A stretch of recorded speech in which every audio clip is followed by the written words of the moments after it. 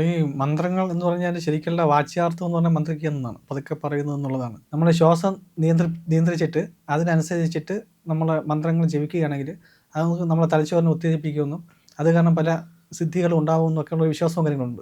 ഈ മന്ത്രങ്ങളുടെ താളാത്മകമായ ജപം കൊണ്ട് നമ്മുടെ ടെൻഷനൊക്കെ കുറയ്ക്കാൻ പറ്റും. അപ്പോൾ മറ്റുള്ള ശത്രുവിൻ്റെ ആക്രമണത്തിൽ നിന്ന് നമ്മൾ താമസിക്കുന്ന സ്ഥലവും നമ്മൾ ബന്ധുക്കളെ രക്ഷിക്കാൻ വേണ്ടിയിട്ടുള്ള സംഭവം വജ്രപ്രസാരണി മന്ത്രം ജപിച്ച് ഇങ്ങനെ ഒരു കെട്ടുണ്ടായി കഴിഞ്ഞാൽ ശത്രുവിൻ്റെ ദൃഷ്ടിയിൽ നിന്നും നമ്മുടെ കാര്യങ്ങളൊക്കെ മറച്ചു വയ്ക്കാൻ പറ്റുമെന്ന് പറയും. ചില മന്ത്രങ്ങളാണെങ്കിൽ നീട്ടി ജപിക്കണം, ചില നിർത്തി ജപിക്കണം, അങ്ങനെയുള്ള കാര്യങ്ങളൊക്കെ ഉണ്ട്. പക്ഷെ അത് ഉപയോഗിക്കുന്ന ആളുകൾക്ക് അതിൽ വിശ്വാസം ഉണ്ടായിരിക്കണം എന്നുള്ളതാണ് ഏറ്റവും പ്രധാനമായിട്ടുള്ള കാര്യങ്ങൾ. പാട്ടിനാണെങ്കിൽ നമുക്ക് ആർക്കാണെങ്കിലും പിന്നെ കേട്ട് രസിക്കാൻ പറ്റും. മന്ത്രത്തിന്റെ പ്രത്യേകത അത് വിശ്വാസമുള്ളവർക്ക് മാത്രമേ അത് അനുഭവത്തിൽ വരുള്ളൂ. അടിസ്ഥാനപരമായി ഇതെല്ലാം നമ്മൾ തന്നെയാണ് നമ്മുടെ വിശ്വാസമാണ്.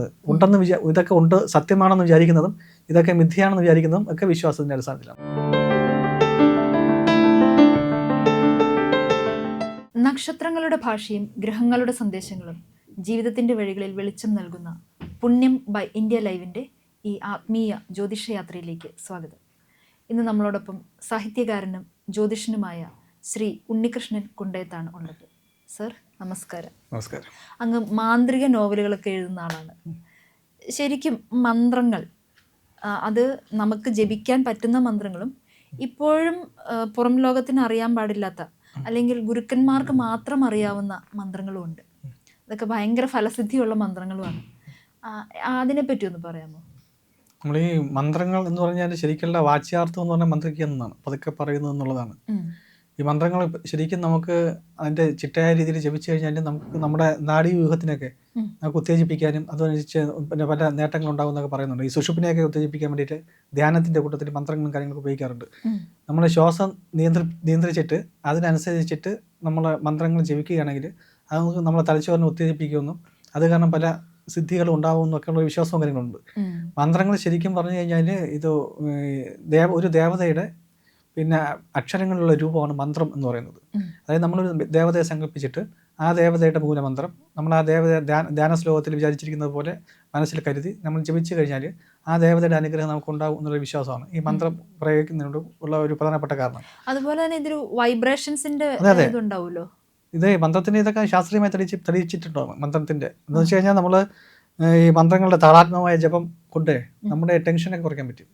നമ്മൾ ഈ പുരുഷ സൂക്തം, ശ്രീ സൂക്തം, അതുപോലെ തന്നെ ഈ ചമകം, ശ്രീരുദ്രം ഇതൊക്കെ ഇപ്പം നമുക്ക് CD രൂപത്തിലൊക്കെ കിട്ടും.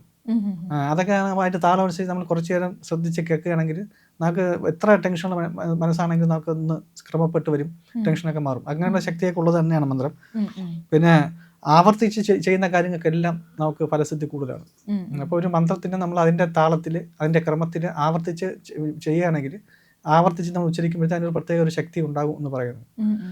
നമ്മളിപ്പോൾ ഒരു കാര്യം മനസ്സിൽ വിചാരിച്ചിട്ട് ഇപ്പോൾ വിദ്യാഭ്യാസത്തിന് ഉയർച്ച വേണം എന്നുള്ള ഒരു കാര്യം മനസ്സിൽ വിചാരിച്ചിട്ട് ഓം സം സരസ്വതി നമ എന്നുള്ള ആ മൂലമന്ത്രം അത് കുട്ടികൾ ആവർത്തിച്ച് പിന്നെ ഉച്ചരിക്കുകയാണെങ്കിൽ അത് നമ്മുടെ കോൺസെൻട്രേഷൻ കൂട്ടാനും അതിൻ്റെ തലച്ചോറിൽ നമുക്ക് ഈ ഗ്രാഹ്യശേഷി കൂട്ടാനും പിന്നെ എല്ലാം സഹായിക്കുമെന്നാണ് പറയുന്നത്. അതുപോലെ തന്നെ ഓരോ മന്ത്രങ്ങളും അങ്ങനെ പ്രത്യേകിച്ചുണ്ട്. പിന്നെ കൂടുതലായിട്ട് നമ്മൾ പറയുകയാണെങ്കിൽ ഇപ്പോഴത്തെ പുതിയ ശാസ്ത്രത്തിൻ്റെ പുതിയ കണ്ടുപിടുത്തങ്ങളൊക്കെ ഉണ്ടല്ലോ. ഇപ്പോൾ റഡാർ സിസ്റ്റം അതുപോലെ തന്നെയാണ്. പിന്നെ ഇത് പിന്നെ മിസൈൽ പ്രതിരോധ ശക്തി സംവിധാനങ്ങൾ S-400 എന്നൊക്കെ പറയും. നമ്മൾ സുദർശന ചക്രം എന്നൊക്കെ പറഞ്ഞു, സുദർശനം എന്നൊക്കെ പറയും, ചക്രം എന്ന് പറയുന്നത് അതേപോലെ സംഭവങ്ങൾ അതൊക്കെ ശാസ്ത്രീയമായിട്ട് ആളുകൾ കണ്ടുപിടിച്ചതാണ്. പക്ഷേ ഇതിന് തുല്യമായിട്ടുള്ള ചില കാര്യങ്ങളൊക്കെ നമ്മളെ ഈ മന്ത്രപ്രയോഗങ്ങളൊക്കെ ഉണ്ട്. അത് നമുക്ക് ഇപ്പോൾ ഈ കാലത്ത് പറയുമ്പോഴത്തേക്ക് അത് അന്ധവിശ്വാസമാണെന്നോ അല്ലെങ്കിൽ നമ്മൾ ഇല്ലാത്ത കാര്യം പറയാമെന്നൊക്കെ പറയും. പക്ഷേ അത് ആലോചിക്കുമ്പോൾ കിട്ടുന്ന കാര്യങ്ങളാണ്. ഈ വജ്രപ്രസ്ഥാരണി എന്നൊരു മന്ത്രം അത് ഉപയോഗിക്കുന്നതെന്ന് വെച്ച് കഴിഞ്ഞാൽ പണ്ട് ഈ മുമ്പ് കാലത്താണെങ്കിൽ വലിയ തറവാടും വീടുകളും സ്വത്ത് കാര്യങ്ങളൊക്കെ ഇഷ്ടംപോലെ ആളുകളൊക്കെ ഉണ്ടാവും. എല്ലാ കുടുംബത്തിലും ഓരോ മാന്ത്രികം കാണും. എല്ലാ കുടുംബത്തിലും വെച്ചാൽ മന്ത്രവാദം കൈകാര്യം ചെയ്യുന്ന ആളുകൾ കാണും, കുല ദേവത ആചരിക്കുന്ന ആളുകൾ കാണും. അപ്പം സ്വാഭാവികമായിട്ട് അവർക്ക് ശത്രുക്കളൊക്കെ ഉണ്ടാവും. അപ്പം അവരിങ്ങനെ ഈ കുടുംബങ്ങൾ തമ്മിൽ അങ്ങോട്ടും ഇങ്ങോട്ടും ശത്രുതയും മന്ത്രപ്രയോഗവും ആഭിചാര പ്രയോഗവും ഒക്കെ നടത്തും. അപ്പം അങ്ങനെയുള്ള കാര്യങ്ങളിൽ നിന്ന് രക്ഷപ്പെടാൻ വേണ്ടിയിട്ട് അവർ താമസിക്കുന്ന സ്ഥലം ശത്രുക്കളുടെ മുമ്പിൽ നിന്ന് മറച്ച് പിടിക്കാൻ വേണ്ടി, അല്ലെങ്കിൽ നമ്മൾ ഇതിന്റെ ഭാഷയിൽ പറയുന്ന കെട്ട് എന്ന് പറയും, കെട്ടി വയ്ക്കുക എന്ന് പറയും. കൺകെട്ട് പോലുള്ള അതെ, അത് ബന്ധിക്കുക എന്നൊക്കെ പറയും. അപ്പൊ മറ്റുള്ള ശത്രുവിന്റെ ആക്രമണത്തിൽ നിന്ന് നമ്മൾ താമസിക്കുന്ന സ്ഥലവും നമ്മൾ ബന്ധുക്കളെ രക്ഷിക്കാൻ വേണ്ടിയിട്ടുള്ള സംഭവം. വജ്രപ്രസാരണി മന്ത്രം ജപിച്ച് ഇങ്ങനെ ഒരു കെട്ടുണ്ടായി കഴിഞ്ഞാൽ ശത്രുവിന്റെ ദൃഷ്ടിയിൽ നിന്നും നമ്മുടെ കാര്യങ്ങളൊക്കെ മറച്ചു വയ്ക്കാൻ പറ്റുമെന്ന് പറയും. അതുപോലെ തന്നെ പണ്ട് കാലത്ത് ഈ കാര്യങ്ങളൊക്കെ അറിയാൻ വേണ്ടിയിട്ടുള്ള മറ്റൊരു മാർഗ്ഗമായിരുന്നു മഷിയിട്ട് നോക്കണം, മഷി നോക്കണം. അതായത് നമ്മുടെ നാട്ടിൽ നമ്മൾ നടക്കുന്ന കാര്യങ്ങൾ, വീട്ടിൽ നടക്കുന്ന കാര്യങ്ങൾ, ഇവിടുത്തെ നീക്കങ്ങളൊക്കെ അറിയാൻ വേണ്ടിയിട്ട് മഷിയിട്ട് നോക്കി അറിയാൻ പറ്റുമെന്ന് പറയും. ഇപ്പം ഇപ്പോഴത് ഉപയോഗിക്കുന്നുണ്ട്. ഒരു വസ്തു മോഷണം പോയി കഴിഞ്ഞാൽ മഷി നോക്കി കണ്ടുപിടിക്കാൻ പറ്റുമെന്നൊക്കെ പറയുന്നത് ചെയ്യുന്നുണ്ട്. അത് സത്യാവസ്ഥ എത്രയെന്ന് അറിയില്ല, പക്ഷെ ഇങ്ങനെ ചെയ്യുന്ന ആളുകളുണ്ട്. പക്ഷെ ഇങ്ങനെയുള്ള ഈ കാഴ്ചകൾ മഷിയിട്ട് നോക്കി കാണുന്നതിനെ മറക്കാൻ വേണ്ടിയിട്ട് ഈ ജലസ്തംഭനം എന്നൊരു മന്ത്രമുണ്ട്. അതായത് മറ്റേ ഈ മഷി നോക്കുക എന്ന് പറഞ്ഞു കഴിഞ്ഞാൽ ഒരു ലീല പാത്രത്തിലോ ഗുരുസി പോലത്തെ കാര്യങ്ങളൊക്കെ കലക്കിയിട്ട് അതിൻ്റെ നടുക്ക് ഒരു വെറ്റില വെച്ചിട്ട് അതിലെന്തോ ഒരു പ്രത്യേക തരത്തിലുണ്ടാക്കി മഷി തേച്ച് വെച്ചിട്ട് അത് നോക്കുന്നതാണ്. നോക്കുമ്പോഴത്തേക്കും മഷിയിൽ അയാൾക്ക് നമ്മൾ ഇപ്പോഴത്തെ ഈ TV-യിലൊക്കെ കാണുന്നത് പോലെ അയാൾക്കത് കണ്ട് മനസ്സിലാക്കാൻ പറ്റും എന്നൊക്കെയാണ് പറയുന്നത്. അപ്പം അങ്ങനെ ഒരു സാധ്യത ഇല്ലാതാക്കാൻ വേണ്ടിയിട്ടാണ് ഈ ഒരു മന്ത്രം, ജലസ്തംഭന മന്ത്രം. അത് കഴിയുമ്പോഴത്തേക്ക് മഷി നോക്കുന്ന ആൾക്ക് കാണാൻ പറ്റില്ല എന്ന് പറയും. ഇങ്ങനെ പല കാര്യങ്ങളും ഉണ്ട്. ഇത് അതിനുവേണ്ടി ഉപയോഗിച്ചിരുന്നു എന്നറിയില്ല, പക്ഷെ ഇത്തരം ഐഡിയയിൽ കൂടി ആയിരിക്കും നമുക്ക് പുതിയ കാലത്ത് ഇങ്ങനെയുള്ള കണ്ടുപിടുത്തങ്ങളൊക്കെ വന്നിട്ടുള്ളത്. അതുപോലെ ഈ മന്ത്രങ്ങൾ എന്ന് പറയുന്നത് നമ്മുടെ ഇപ്പോഴത്തെ ഒരു ജനറേഷൻ അഫർമേഷൻസ് എന്നൊരു വാക്ക് ഉപയോഗിക്കും, അതുമായിട്ട് ബന്ധമുണ്ടോ? ഉണ്ട്.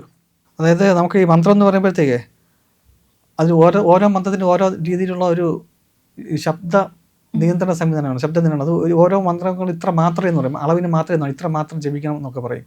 ചില മന്ത്രങ്ങളാണെങ്കിൽ നീട്ടി ജപിക്കണം, ചില നിർത്തി ജപിക്കണം, അങ്ങനെയുള്ള കാര്യങ്ങളൊക്കെ ഉണ്ട്. ഈ മന്ത്രങ്ങൾക്കാണെങ്കിൽ നമ്മൾ ഈ ഗായത്രി മന്ത്രമൊക്കെ ഉണ്ടല്ലോ, ഈ ഗായത്രി മന്ത്രമൊക്കെ ജപിക്കുന്നത് തന്നെ നമുക്ക് പിന്നെ ഈ സൂര്യഗായത്രി ഉണ്ട്, ഓം തത് സൗദൂർവരേണ്യം ഭർഗോ ദേവസ്യ ധീമഹി ധിയോ യോ ന പ്രചോദയാത് എന്ന് പറയുന്ന മന്ത്രം. അത് നിത്യവും 1000 സഹസ്രാവർത്തി ജപിക്കുന്നു പറയും. 1000 വട്ടം ജപിക്കുന്ന ആളുകൾക്ക് എപ്പോഴും ബുദ്ധി ഉണർന്നിരിക്കും എന്ന് പറയും. നേരത്തെ പറഞ്ഞ ഇച്ഛാശക്തി വർദ്ധിപ്പിക്കാനും ഒക്കെ നമുക്കത് മന്ത്രങ്ങൾ സഹായിക്കും. പക്ഷെ അത് ഉപയോഗിക്കുന്ന ആളുകൾക്ക് അതിൽ വിശ്വാസം ഉണ്ടായിരിക്കണം എന്നുള്ളതാണ് ഏറ്റവും പ്രധാനമായിട്ടുള്ള കാര്യങ്ങൾ. നമുക്കിത് പരീക്ഷിക്കാൻ വേണ്ടി മാത്രമായിട്ട് യാന്ത്രികമായിട്ട് ഉപയോഗിച്ചാൽ ചിലപ്പോൾ അതിന്റെ സിദ്ധി കിട്ടണമെന്നില്ല. ഇല്ല. അതുപോലെ ഇപ്പം നമുക്ക് യൂട്യൂബിൽ നോക്കിക്കഴിഞ്ഞാൽ ഒരുപാട് മന്ത്രങ്ങൾ കാണാൻ പറ്റും. ഇന്ന കാര്യത്തിന് ഇന്ന മന്ത്രം, അല്ലെങ്കിൽ നിങ്ങളുടെ ശത്രുവിനെ നശിപ്പിക്കാൻ ഇന്ന മന്ത്രം, പ്രൊട്ടക്ഷന് വേണ്ടിയിട്ട് ഒരു മന്ത്രം, അങ്ങനെയൊക്കെ ഒരുപാട് മന്ത്രങ്ങൾ ഇങ്ങനെ നമ്മൾ യൂട്യൂബിൽ കാണാൻ പറ്റും. അത് ജപിക്കേണ്ടതായിട്ടുള്ളതും അല്ലെങ്കിൽ കേൾക്കുന്നതായിട്ടുള്ളതും ഇതുപോലെ പ്ലേ ലിസ്റ്റിലായിട്ടും നമുക്ക് കിട്ടാറുണ്ട്. ഇതൊക്കെ നമ്മൾ കേൾക്കുന്നത് കൊണ്ടും ജപിക്കുന്നത് കൊണ്ടും പ്രശ്നങ്ങളുണ്ടോ? ഈ മന്ത്രം നേരത്തെ ഞാൻ പറഞ്ഞ ഈ മന്ത്രത്തിന്റെ ഒരു പ്രധാനപ്പെട്ട കാര്യം എന്ന് വെച്ച് കഴിഞ്ഞാൽ അതിന്റെ ഒരു ആലാപന രീതിയാണ്. മന്ത്രം പറയുമ്പോഴത്തെ ഒരു പ്രത്യേക താളത്തിൽ ആവൃത്തിയിലൊക്കെയാണ് ജപിക്കുന്നത്. അത് കേൾക്കുമ്പോൾ നമ്മൾ മനസ്സിനെ സ്വാധീനിക്കും. നമ്മളിപ്പം വളരെ ടെൻഷൻ ആയിരിക്കുന്ന സമയത്ത് നല്ലൊരു പാട്ട് കേട്ട് കഴിഞ്ഞാൽ നമുക്ക് മനസ്സ് ചിലപ്പോൾ ശാന്തമാവും. അതുപോലെ തന്നെ ഭയങ്കരമായിട്ട് ദുഃഖിച്ചിരിക്കുന്ന സമയത്താണെങ്കിലും പിന്നെ നമുക്ക് സന്തോഷം വരാൻ വേണ്ടി നമുക്ക് മ്യൂസിക് ഉപയോഗിക്കുമല്ലോ, അതും ശബ്ദമാണല്ലോ പാട്ടും. അപ്പൊ അതുപോലെ തന്നെയാണ് ഈ മന്ത്രങ്ങൾക്കും. പക്ഷെ പാട്ടിനാണെങ്കിൽ നമുക്ക് ആർക്കാണെങ്കിലും പിന്നെ കേട്ട് രസിക്കാൻ പറ്റും. മന്ത്രത്തിന്റെ പ്രത്യേകത അത് വിശ്വാസമുള്ളവർക്ക് മാത്രമേ അത് അനുഭവത്തിൽ വരികയുള്ളൂ. കാരണം നമ്മളെ മനസ്സാണ് ഏറ്റവും പ്രധാനമായിട്ടുള്ള കാര്യങ്ങൾ. ഇന്ന കാര്യം ചെയ്തു കഴിഞ്ഞാൽ നമുക്ക് അതുകൊണ്ട് നേട്ടം ഉണ്ടാകുമെന്ന് നമ്മൾ ആത്മാർത്ഥമായിട്ട് വിചാരിച്ചു കഴിഞ്ഞാൽ അതുകൊണ്ട് നേട്ടം ഉണ്ടാകും. അതും ഏത് മന്ത്രം ജപിച്ചാലും അത് ഇന്ന മന്ത്രം തന്നെ വേണമെന്നില്ല. ഇപ്പം നമുക്ക് പിന്നെ മഹാസുദർശന മന്ത്രമുണ്ട്, കൃഷ്ണായ ഗോവിന്ദായ ഗോവിജനലായ പരായ പരംപുരുഷായ പരമാത്മനി എന്ന് പറഞ്ഞൊരു മന്ത്രമുണ്ട്. അത് തന്നെ ജപിക്കണമെന്നില്ല. അതിനെപ്പറ്റി ഒരു കഥയുണ്ടല്ലോ, നമ്മുടെ വിശ്വാസത്തിനെ പറ്റിയുള്ളൊരു കഥ. അത് ഐതിഹ്യമല്ല അതിലുണ്ട്. നമ്മുടെ ഈ മാടപ്പോത്തിന്റെ ഒരു കഥ. അതായത് അവിടെ ജോലിക്ക് ചെയ്യുന്ന ഒരു ഇല്ലത്തിലെ ജോലിക്ക് നിൽക്കുന്ന ഒരാള് അവിടുത്തെ നമ്പൂതിരിയുടെ അടുത്ത് ചോദിച്ചു, നിങ്ങൾ ദിവസം ഇയാൾ പൂജയാണെ കാണും. അപ്പൊ തമ്പുരാൻ ആരെയാണ് ദിവസം പൂജിക്കുന്നതെന്ന് ചോദിക്കും. ദിവസവും ചോദിക്കും. പക്ഷെ ഇയാൾ പറഞ്ഞു കൊടുക്കൂല, പറയില്ല ആരാണെന്ന്. അയാൾ ഗൗരവത്തിലങ്ങ് പോകും. ഒരിക്കൽ ദേഷ്യം വന്നിട്ട് പറഞ്ഞു, ഞാൻ മാടപ്പോത്തിനെയാണ് ജപിക്കുന്നതെന്ന് പറയും. അപ്പൊ ഇയാൾ കേട്ടിട്ടപ്പോൾ പിറ്റേ ദിവസം തൊട്ട് അയാൾ ഒരു നിശ്ചിത സമയം രാവിലെ കഴിച്ച് മാടപ്പോത്തിനെ ജപിക്കാൻ തുടങ്ങി. അപ്പോൾ അയാൾ ഒരു ദിവസം ദൈവം മാടപ്പോത്തിന്റെ രൂപത്തിൽ പ്രത്യക്ഷപ്പെട്ടു. ഇത് കഥയാണ്, ഐതിഹ്യമലയില്.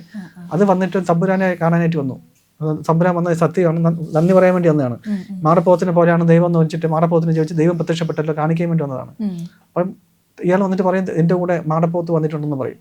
പക്ഷെ ഇദ്ദേഹത്തിന് കാണാൻ പറ്റുന്നില്ല, ഈ നമ്പൂതിരിക്ക്. കാരണം അദ്ദേഹത്തിന് അത്രത്തോളം ഭക്തി, ഈ പറഞ്ഞ ഈ ജോലിക്കാരൻ്റെ അത്രയും ഭക്തി അദ്ദേഹത്തിന് ഇല്ലാത്തതുകൊണ്ട് കാണാൻ പറ്റില്ല. പിന്നീട് തമ്പുരാൻ വന്ന് നോക്കിയിട്ട് ഇയാളുടെ ദേഹത്ത് തൊട്ട് നോക്കുമ്പോഴത്തേക്ക് തൊട്ടൊരു മാടപ്പൂത്ത് നിൽക്കുന്നതാണ്. അപ്പോഴത്തേക്കാണ് അയാൾക്ക് മനസ്സിലായത് ഭക്തി എന്ന് പറയുന്നത് ആത്മാർത്ഥതയിലാണ് കാര്യം. അതുപോലെ തന്നെയാണ് ഈ മന്ത്രം. നമ്മൾ ഏത് മന്ത്രം ജപിച്ചാലും അതിൽ നമുക്ക് വിശ്വാസവും വേണം, നമ്മുടെ ആത്മാർത്ഥതയും വേണം. അതെ. പിന്നെ അതുപോലെ മന്ത്രത്തിന് പ്രത്യേക ഒരു പിന്നെ ജപസംഖ്യ എപ്പോഴും വേണം. അതൊരു നമ്മൾ ഒരു മാത്ര ജപിക്കുന്ന കൃത്യമായി ജപിക്കുന്ന കാര്യങ്ങൾ നല്ലതാണ്. അപ്പോൾ ഇതിന് നമ്മൾ കൃത്യമായി ജപിച്ചില്ലെങ്കിൽ ഒരു നെഗറ്റീവ് ഫലം അങ്ങനെ കിട്ടാൻ സാധ്യതയുണ്ടോ? നെഗറ്റീവ് ഫലം എന്ന് പറയുന്നത് നമുക്കിപ്പോൾ ഈ ചില മന്ത്രങ്ങൾ നമ്മൾ ഗുരുമുഖത്ത് നിന്ന് പഠിക്കണം എന്ന് ഉദ്ദേശിക്കുന്നത് തന്നെ ഈ അക്ഷരങ്ങളുടെ വ്യക്തത, ഉച്ചാരണത്തിന്റെ രീതി, അതൊക്കെ അറിയാൻ വേണ്ടിയിട്ടാണ് ഗുരുമുഖത്ത് നിന്ന് പഠിക്കണമെന്ന് പറയുന്നത്. അല്ല നമ്മൾ വായിച്ച ഒരു പുസ്തകം നോക്കി വായിക്കുമ്പോൾ നമുക്ക് അതൊന്നും കിട്ടൂലല്ലോ. അപ്പോൾ ഉച്ചാരണ രീതിയുണ്ട്, അതിന്റെ സ്ഫുടത എത്രത്തോളം, ഏത് താളത്തിൽ ജപിക്കണം എന്നൊക്കെ ഉണ്ട്. അതനുസരിച്ചിട്ടാണ് ഗുരുമുഖത്ത് നിന്ന് പഠിക്കേണ്ട ഒരു കാര്യം. അതുപോലെ തന്നെ ഈ മന്ത്രത്തിന്റെ ശക്തി നമുക്ക് വരുന്നത് എന്താണെന്ന് വെച്ച് കഴിഞ്ഞാൽ നമ്മൾക്ക് അതിലുള്ള ആ ബന്ധത്തിനോടുള്ള നമ്മുടെ വിശ്വാസം, നമ്മളുടെ ആത്മാർത്ഥത, അതൊക്കെയാണ്. ഞാൻ പറഞ്ഞു വന്നത് നമ്മൾ ഈ നമ്മളെ സൈക്കോളജി പ്രകാരം ഒരു കാര്യം നമ്മുടെ ശരീരത്തിൻ്റെ ജനറ്റിക് ക്ലോക്ക് എന്ന സംഭവമുണ്ട്.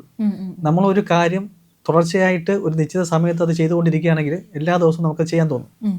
എന്തെങ്കിലും ഒരു കാരണവശാൽ നമ്മളത് ചെയ്തില്ലെങ്കിൽ നമുക്ക് അപ്പോഴും മാനസികമായിട്ട് എന്തെങ്കിലും ചെറിയ ബുദ്ധിമുട്ടുകളൊക്കെ അനുഭവപ്പെടും. ആ ഒരു രീതി മാത്രമേ ഉള്ളൂ മന്ത്രം ജപിച്ചിട്ട് നമ്മൾ മുടക്കിയാലുള്ള കാര്യം. അല്ല നമ്മൾ മന്ത്രം ജപിച്ചില്ല എന്ന് പറഞ്ഞിട്ട് മന്ത്രദേവത ഒന്നും നമ്മളെ ഒന്നും ചെയ്യുന്നില്ല. അതും വിശ്വാസത്തിന്റെ ഒരു ഭാഗമാണ്. നമ്മൾ ചെയ്തില്ലല്ലോ എന്നൊരു കുറ്റബോധം. അടിസ്ഥാനപരമായി ഇതെല്ലാം നമ്മൾ തന്നെയാണ്, നമ്മുടെ വിശ്വാസമാണ്. ഉണ്ടെന്ന് ഇതൊക്കെ ഉണ്ട്, സത്യമാണെന്ന് വിചാരിക്കുന്നതും ഇതൊക്കെ മിഥ്യയാണെന്ന് വിചാരിക്കുന്നതും ഒക്കെ വിശ്വാസത്തിന്റെ അടിസ്ഥാനത്തിലാണ്. ഉണ്ടെന്ന് നമ്മൾ വിചാരിച്ചു കഴിഞ്ഞാൽ അതെല്ലാം ഉള്ളതാണ്, ഇല്ലാന്ന് കരുതിയാൽ ഒന്നുമില്ല. അതെ.